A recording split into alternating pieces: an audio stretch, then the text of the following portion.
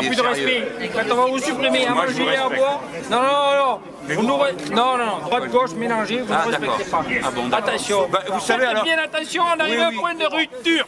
On arrive à un point de rupture. Non, mais tu Mélenchon, ça va pas. Et voilà.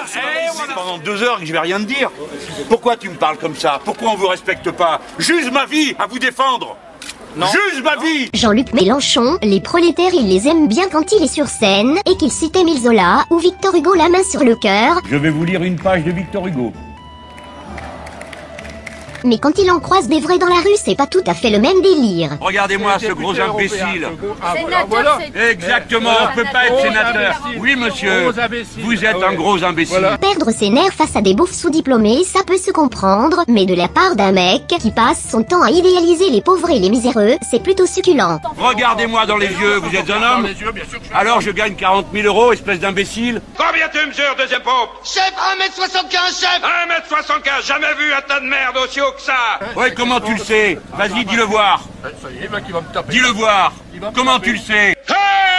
Allez Jean-Luc, avoue que ce qui t'énerve surtout chez ces agriculteurs ou ces ouvriers, c'est qu'ils ne votent pas pour toi. Comment vous le savez? En lisant les tracts du Front National? Mais au lieu de rager comme un antifade de 16 ans, tu ferais mieux d'essayer de comprendre pourquoi cette France profonde ne vote pas pour toi. Perso, j'ai ma petite idée. Il n'y a pas d'avenir pour la France sans les Arabes et les Berbères du Maghreb. Je ne peux pas survivre quand il n'y a que des blonds aux yeux bleus. C'est au-delà de mes forces. Le racisme, ça commence par des mots. Les Occidentaux, ça n'a pas de réalité. Personnellement, je ne souhaite pas être un Occidental. Je ne sais pas ce que vous en pensez, chacun est libre de faire ce qu'il veut. Moi, ça m'interdit. Je ne veux pas être un blanc catholique, je ne veux pas être avec Sarkozy.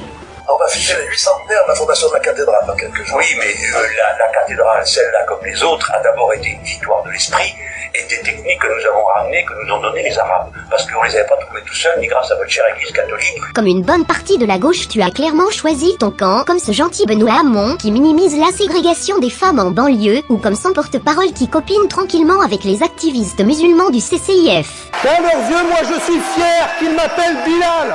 Apparemment, c'était le premier muezzin, un esclave noir affranchi par le prophète.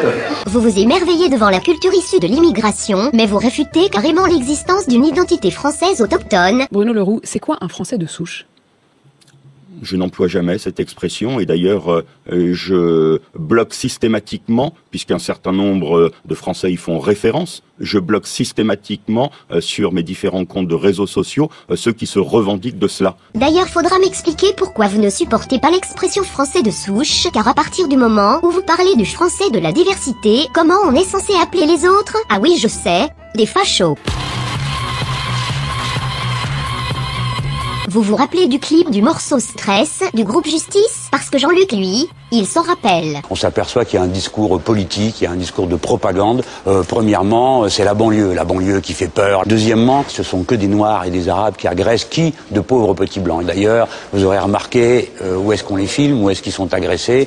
Il y a notamment une scène assez frappante, on est sur les escaliers de l'église de Montmartre. Troisièmement, c'est évidemment un pouvoir d'injonction. Aux Blancs, on dit « regardez, méfiez-vous, ayez peur ». Tout ça, c'est du bourrage de crâne.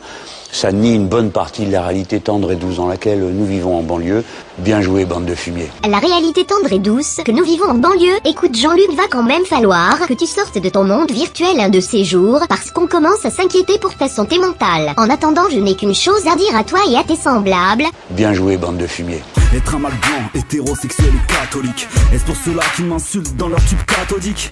Traite-moi de facho, ça m'excite. Troll-moi, t'augmenteras les clics, cherche pas, tu vas te faire baiser.